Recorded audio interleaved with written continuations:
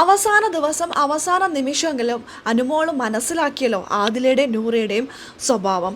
ഒരുപാട് വൈകി, കുറച്ചൊന്നല്ല ഒരുപാട് വൈകിപ്പോയി ആ കുട്ടി. പക്ഷേ ഇപ്പോഴെങ്കിലും മനസ്സിലാക്കിയല്ലോ ഇനി ജീവിതത്തിലേക്ക് ഇവരെ കൂട്ടിക്കൊണ്ട് പോവാതിരിക്കട്ടെ. ഇപ്പോൾ 100 ദിവസത്തെ കാര്യമേ ഉണ്ടായുള്ളൂ. പ്രേക്ഷകരും എല്ലാവരും കണ്ട കാര്യമാണ് ആരുടെ ഭാഗത്താണ് ശരി, ആരുടെ ഭാഗത്താണ് തെറ്റെന്നുള്ളത്.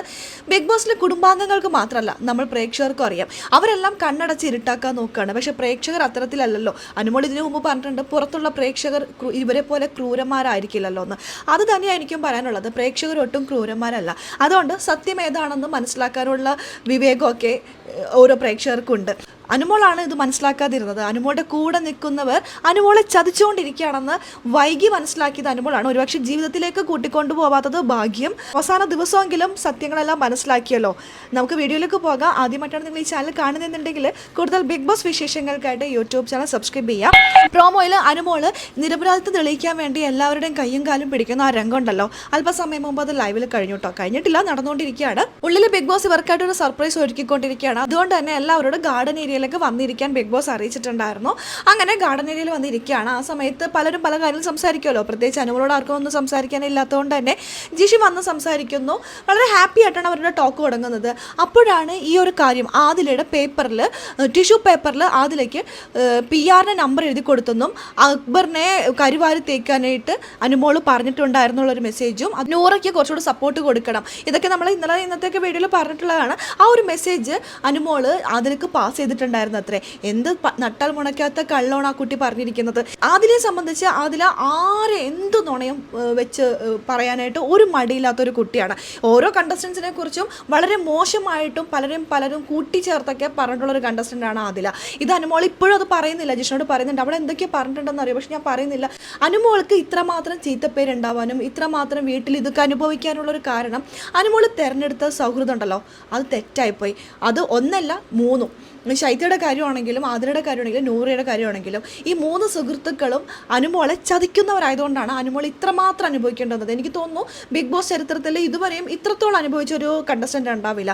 അനുമോൾ ഇത്രത്തോളം അനുഭവിക്കേണ്ടി വന്നതിൻ്റെ കാരണവും അനുമോൾ തിരഞ്ഞെടുത്ത സൗഹൃദങ്ങൾ നല്ലതല്ലായിരുന്നു. ആരും ബലി കൊടുക്കാനും മടിയില്ലാത്ത 2 എണ്ണത്തിനെയാണ് അനുമോളുടെ ചങ്കോട് ചേർത്തത്. അവരുടെ പ്രശ്നങ്ങൾ സോൾവ് ചെയ്യാൻ അങ്ങ് ദുബായിൽ വരെ പോകാൻ തയ്യാറായി നിൽക്കുമായിരുന്നു അനുമോൾ. അവരുടെ സഹോദരങ്ങളെ കാണണം, ഇവരെ വീട്ടിൽ കയറ്റില്ലല്ലോ. അപ്പോൾ വീട്ടുകാരോട് പറഞ്ഞ് മനസ്സിലാക്കി സഹോദരന്മാരെ കാണാൻ വേണ്ടിയിട്ട് അനുമോളും കൂടെ പോയി പ്രശ്നം സോൾവ് ആക്കാൻ വേണ്ടി നിൽക്കുമായിരുന്നു. ഇവിടെ നിന്നും ഇറങ്ങിക്കഴിഞ്ഞാൽ എന്ത് ബിസിനസ് തുടങ്ങണം എന്നുള്ള കാര്യമൊക്കെ ഡ്രൈഡഡ് അന്ന് പറഞ്ഞു കൊടുക്കുമായിരുന്നു. കുഞ്ഞനീത്തിമാരല്ലേ, അവർ രക്ഷപ്പെടട്ടെ എന്ന് കരുതിയിട്ട്. അനുമോളിൽ നിന്നും എല്ലാ കാര്യങ്ങളും മനസ്സിലാക്കിയ ശേഷം അനുമോളെ പിന്നിൽ നിന്നും കുത്തിക്കൊണ്ടിരിക്കുകയായിരുന്നു കട്ടപ്പന്മാര്. ഇത് അനുമോൾ അറിഞ്ഞിരുന്നില്ല. സത്യം എന്താണെന്ന് പറഞ്ഞ് മനസ്സിലാക്കാൻ അവിടെ ആരുമില്ല അനുമോൾക്ക് സപ്പോർട്ട്. ജിഷ്ണോട് പറയുന്നു, ഒന്ന് പോയി ചോദിക്കും. ചോദിക്കുന്നില്ല. ഷാനവാസോട് പോയി ചോദിക്കും. ഷാനവാസോട് ഞാൻ ചോദിക്കുന്നില്ല, ഞാൻ നിങ്ങളെല്ലാം വിളിച്ച് പറഞ്ഞ് മനസ്സിലാക്കി ഇരുത്തിയതാണ്, പക്ഷേ അവർ കേട്ടില്ല. അപ്പോൾ ഇനി ഞാൻ എന്തിനാ അവരോട് സംസാരിക്കണേ? നിവിനോട് അങ്ങനെ ഓരോരുത്തരോട് മാറി പറഞ്ഞുകൊണ്ടിരിക്കുകയാണ്. അത് കാണുമ്പോൾ കഷ്ടം തോന്നും. ആരുമില്ല അനുമോൾക്ക് സംസാരിക്കാനായിട്ട്. ആരും പറയുന്നുണ്ട് ഞാൻ പതിയെ പിന്നെ പറഞ്ഞ് മനസ്സിലാക്കാമെന്ന്. പക്ഷേ ഇങ്ങനെയൊക്കെ പറഞ്ഞ് മനസ്സിലാക്കാമെന്ന് പറഞ്ഞിട്ട് അപ്പുറത്ത് പോയിട്ട് അനുമോളെ പറ്റി കുറ്റാണ്. അനുമോൾ ഡ്രാമ തുടങ്ങിയിട്ടുണ്ടെന്നാണ് പറയുന്നത്. അങ്ങനെ അനുമോൾക്ക് വേണ്ടി സംസാരിക്കാനോ പറയാനോ ആരുമില്ല. ലക്ഷ്മി ആണെങ്കിലും പറഞ്ഞിട്ട് കാര്യമില്ല. ലക്ഷ്മി പറഞ്ഞാലും അവരാരും കേൾക്കാൻ പോകുന്നില്ല. ലക്ഷ്മിയൊക്കെ ശത്രുസ്ഥാനത്താണ്, അതുപോലെ മസ്താനി ശത്രുസ്ഥാനത്താണ്. അതുകൊണ്ട് അവർ പറഞ്ഞാലൊന്നും കേൾക്കുകയില്ല.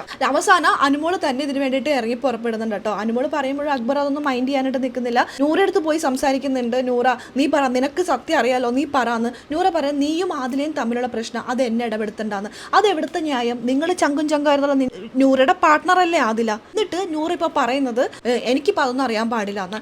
നൂറയ്ക്ക് ഇതൊന്നും താങ്ങാനുള്ള ശക്തി ഇല്ലാത്തതുകൊണ്ടോ അല്ലെങ്കിൽ ഇങ്ങനെ പഠിച്ചു വെച്ചിരിക്കുകയാണ് ഞാൻ ഒരു പാവത്താൻ പോലെ അഭിനയിച്ച് നിൽക്കാന്നുള്ളത്. നൂറ അത് കണ്ടിന്യൂ ചെയ്യുന്നുണ്ട്.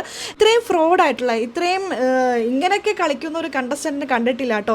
തൻ്റെ പാർട്ട്ണറെ ഫൈനൽ എത്താൻ വേണ്ടിയിട്ട് അവസാനം ഒരു ബോംബ് ഇട്ടിട്ട് പോയിരിക്കുകയാണ്. അത് അനുമോളുടെ നെഞ്ചിൽ മാത്രമല്ല, വീടിനുള്ളിൽ മൊത്തം ആ ബോംബ് കത്തിക്കൊണ്ടിരിക്കുകയാണ്. അതിലേട് ഞാൻ ഒരു തെറ്റും ചെയ്തിട്ടില്ലല്ലോ, പിന്നെ എന്തിനാ അവൾ ഇല്ലാത്ത കാര്യങ്ങളൊക്കെ പറഞ്ഞുണ്ടാക്കുന്നത്? അവൾ ഇല്ലാത്ത കാര്യങ്ങൾ പറഞ്ഞുണ്ടാക്കുന്ന തരത്തിലുള്ള ഒരു കുട്ടിയാണെന്ന് എനിക്കറിയാം. പക്ഷെ എന്നാലും ഞാൻ അവളെ സ്നേഹിച്ചു പോയി, എൻ്റെ അനീതിമാരെ പോലെ കണ്ടുപോയി.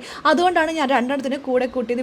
ഇവരെ സുഹൃത്തുക്കളാക്കണ്ടായിരുന്നു. എൻ്റെ ദൈവമേ, ഞാൻ എന്തെങ്കിലും ചെയ്യും ഇവിടെ നിന്ന് ഇറങ്ങിയിട്ട് എന്നൊക്കെ പറഞ്ഞ് കരയാട്ടോ. ഞാൻ എന്തെങ്കിലും ചെയ്യും എന്ന് പറഞ്ഞുകൊണ്ട് കരയാണ്. ബിഗ് ബോസ് കാണുന്നുണ്ടാവും. ഉണ്ടാവും, എന്തെങ്കിലുമൊക്കെ അനുമോൾക്ക് വേണ്ടി ചെയ്യുമായിരിക്കാം.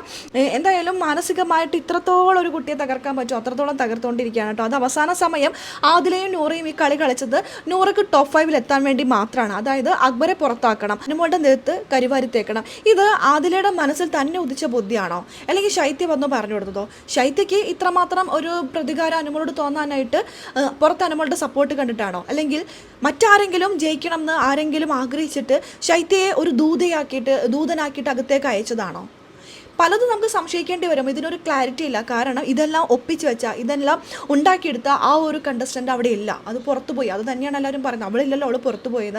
അപ്പോൾ എന്നാൽ അനുമോൾ പറയുന്നുണ്ട് തൻ്റെ ഭാഗത്തുള്ള ന്യായം തുറന്ന് കാണിക്കേണ്ടത് അനുമോളുടെ മാത്രം കടമയാണല്ലോ. അനുമോൾ പറയുന്നുണ്ട് എനിക്ക് കപ്പും വേണ്ട, പൈസയും വേണ്ട, ഒന്നും വേണ്ട, എനിക്ക് സമാധാനത്തിൽ ജീവിച്ചാൽ മതി, ഞാൻ സീരിയലിൽ അഭിനയിച്ചെങ്കിലും ജീവിച്ചോളാം, എന്നെ ഇപ്പം തന്നെ ഇറക്കി വിട്ടോ, എനിക്കൊന്നും വേണ്ട, എനിക്ക് ഇവിടുന്ന് പോയാൽ മതി എന്നൊക്കെ പറഞ്ഞിട്ടാണ് കേട്ടോ കരയുന്നത്. ആദിലയുടെ നമ്പർ എൻ്റെ കയ്യിലുണ്ട്, ഒരു ബോക്സിലാക്കി ഞാൻ സൂക്ഷിച്ച് വെച്ചിട്ടുണ്ട്, ഇവിടെ നിന്ന് പോകുമ്പോൾ എനിക്ക് കളഞ്ഞു പോവാതിരിക്കാൻ ബോക്സിലാക്കി സൂക്ഷിച്ച് വെച്ചിരിക്കുകയാണ്, വിളിക്കാൻ കുഞ്ഞനീത്തിനെ. വിഷപ്പാമ്പിനെടുത്ത് കഴുത്തി ചുറ്റിക്കൊണ്ട് നടന്നാലും അതിന് പോലും കുറച്ചെങ്കിലും കരുണ ഉണ്ടാവും. അത്രയും പോലും കരുണയില്ലാത്തവങ്ങളാണ് നെഞ്ചോട് ചേർത്ത് വെച്ചിരിക്കുന്നത്. അനുമോൾക്ക് 3 ഫോൺ നമ്പർ ഉണ്ട് അത്രേ.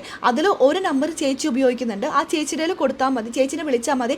അപ്പോഴും അച്ഛൻ്റെ അമ്മയുടെ നമ്പർ ചോദിച്ചു. അപ്പോൾ അനുമോൾ പറഞ്ഞു അച്ഛൻ്റെ അമ്മനെ വിളിക്കണ്ട, ചേച്ചിനെ വിളിച്ചാൽ മതി, എൻ്റെ നമ്പറാണത്, ചേച്ചിയുടെ കയ്യിലുള്ളത്, ചേച്ചിനെ വിളിച്ചാൽ മതി എന്ന് പറഞ്ഞാൽ എൻ്റെ ചേച്ചിയുടെ നമ്പറാണ് ഞാൻ കൊടുത്തത്. മസ്താനിയൊക്കെ പോകുന്ന ഏതാണ്ട് ആ ഒരു സമയത്താണ് ഞാൻ എഴുതി കൊടുത്തത്. അനുമോൾ എവിക്ഷനിലുണ്ടായിരുന്നു, ആദിലയും എവിക്ഷനിലുണ്ടായിരുന്നു.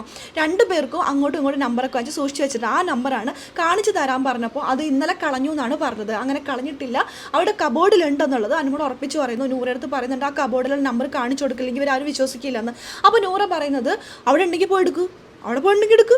100 ഒന്നിനും ഇല്ലാത്ത പോലെ ഒരു ചത്ത വീട്ടിലിരിക്കുന്ന പോലെ ഇരിക്കുകയാണ്. എന്തോ എനിക്കറിയില്ല കേട്ടോ ഈ 2 കുട്ടികളെ എന്താ ഇങ്ങനെ കാട്ടുന്നതെന്ന്. ഒരാൾ ചതിച്ച് നേടുന്ന നേട്ടങ്ങളുണ്ടല്ലോ, അതൊരിക്കലും നേട്ടങ്ങളല്ല. ദൈവഭക്തിയോടുകൂടി നിൽക്കുന്ന അനുമോൾ ഒരിക്കലും അത്തരത്തിൽ ചെയ്യുമെന്ന് ഞാൻ വിശ്വസിക്കുന്നില്ല. ഞാൻ ഒരുപക്ഷെ പ്രേക്ഷകർ അതിൽ തന്നെ ആയിരിക്കും, കുറച്ചെങ്കിലും മനസാക്ഷിയുള്ള പ്രേക്ഷകർ ഒരിക്കലും അനുമോളെ തള്ളിപ്പറയില്ല, അല്ലെങ്കിൽ അനുമോളെ കുറ്റക്കാരിയാക്കില്ല എന്നാണ് എൻ്റെ ഒരു വിശ്വാസം. കാരണം ഇത്രമാത്രം ഒരു കുട്ടി തൻ്റെ നിരപരാധി തെളിയിക്കാൻ വേണ്ടി ഇങ്ങനെ വീട്ടിന് മൊത്തം ഓടി നടക്കണം. എല്ലാ പ്രശ്നത്തിലും ഇടപെടുന്ന നന്മമരമായി നിൽക്കുന്ന അനീഷ് ഉണ്ടല്ലോ, ആ വസ്തുതായിട്ട് തിരിഞ്ഞു പോലും നോക്കിയിട്ടില്ല. തൻ്റെ പ്രിയ സഖിയെ ആത്മാർത്ഥമായി ഞാൻ സ്നേഹിച്ചു പോയി. ഇന്നും ഉണ്ടായിരുന്നു മിറർ ടാസ്കിൽ ഫ്രണ്ടിൽ വന്ന് പറഞ്ഞാൽ ഒരു സ്നേഹം എൻ്റെ മനസ്സിൽ പ്രണയം മുട്ടിട്ടു അനുമോളെ കണ്ടപ്പോൾ. ആ പ്രണയിനി അവിടെ കിടന്ന് കരയുന്ന കണ്ടിട്ട് ഒരു മനസ്സാക്ഷിയില്ലാത്ത, ഒരു തിരിഞ്ഞു പോലും നോക്കാതെ അങ്ങോട്ടും ഇങ്ങോട്ടും വർത്താനം പറഞ്ഞിട്ട് നടക്കുകയാണ് കേട്ടോ അനീഷ്. എന്തായാലും അനീഷിൻ്റെയൊക്കെ ഭയങ്കര ഗെയിമാട്ടോ. അനീഷൊക്കെ ക്രൂക്കഡായിട്ട് കളിക്കുന്ന ഒരു കണ്ടസ്റ്റൻ്റ് അല്ലേ. ഇത്രത്തോളം കഷ്ടപ്പാട് അനുഭവിക്കുന്ന ഒരു കണ്ടസ്റ്റൻറ്റും ഒരു സീസണിലും ഉണ്ടായിട്ടില്ല കേട്ടോ. പാർട്ട്ണറെ വിജയിപ്പിക്കാൻ വേണ്ടി ചീപ്പ് ഗെയിം കളിച്ചിട്ട് പോയിരിക്കുന്ന ഒരു കണ്ടസ്റ്റൻ്റാണ് ആദില. ആദിലയുടെ തലയിൽ തോന്നിയ ബുദ്ധിയോ അല്ലെങ്കിൽ മറ്റാരെങ്കിലും പുറത്തുനിന്ന് വന്ന കണ്ടസ്റ്റൻസ് ആരും പറഞ്ഞു കൊടുത്തതോ എന്തുമാകാം. ഇതിൻ്റെ പിന്നിലുള്ളത് എന്താണെന്നുള്ളത് നമുക്ക് സത്യങ്ങൾ അറിയണമെങ്കിൽ ആദിലയോട് തന്നെ ചോദിക്കണം. എന്നാൽ വായെടുത്താൽ സ്വന്തം കാര്യം നോക്കാൻ വേണ്ടി, സ്വന്തം പേരിനും പ്രശസ്തിക്കും അല്ലെങ്കിൽ തൻ്റെ താല്പര്യത്തിന് വേണ്ടി ആരുടെ മുഖത്ത് നോക്കി കള്ളം പറയാനായിട്ട് മടിയില്ലാത്ത ഒരു കണ്ടസ്റ്റൻറ്റിനെ കുറിച്ച് നമ്മൾ എന്തും പറഞ്ഞിട്ട് കാര്യമില്ല. ആ കുട്ടി അത് തന്നെ പറയുള്ളൂ, കള്ളം തന്നെ പറയുള്ളൂ. സത്യം അധികം നാളൊന്നും മൂടി വെക്കാൻ പറ്റില്ല. എന്തായാലും അത് മറന്നേക്ക് പുറത്ത് വരും. നമ്മൾ പ്രേക്ഷകർക്ക് അറിയാലോ സത്യം എന്താണ്. ലൈവ് നമ്മൾ കണ്ടുകൊണ്ടിരിക്കുകയല്ലേ, ബിഗ് ബോസ് അത് കാണിച്ചുകൊണ്ടിരിക്കുകയല്ലേ. ഇങ്ങനെ ഒരു കുട്ടിയുടെ മനസ്സ് വേദനിപ്പിച്ച് കിട്ടുന്ന ടോപ്പ് 5 ആയിക്കോട്ടെ, പൈസ ആയിക്കോട്ടെ, എന്തും ആയിക്കോട്ടെ, ഇതൊക്കെ വെച്ച് നമ്മൾ കയ്യിൽ വെച്ചിട്ടുണ്ടെങ്കിൽ സമാധാനത്തിൽ ഉറങ്ങാൻ പറ്റുമോ? അതിലേക്കൊക്കെ പറ്റുമായിരിക്കും അല്ലേ. എന്തായാലും സത്യം തെളിയിട്ട് നമുക്ക് കാത്തിരുന്ന് തന്നെ കാണാം. അപ്പോൾ അതിൻ്റെ അപ്ഡേഷനും കാര്യങ്ങളും നമ്മുടെ ഈ ചാനലിൽ ഉണ്ടാവും കേട്ടോ. ആദ്യമായിട്ടാണ് നിങ്ങൾ ഈ ചാനൽ കാണുന്നതെന്നുണ്ടെങ്കിൽ ബിഗ് ബോസ് വിശേഷങ്ങൾക്കായിട്ട് യൂട്യൂബ് ചാനൽ സബ്സ്ക്രൈബ് ചെയ്യുക.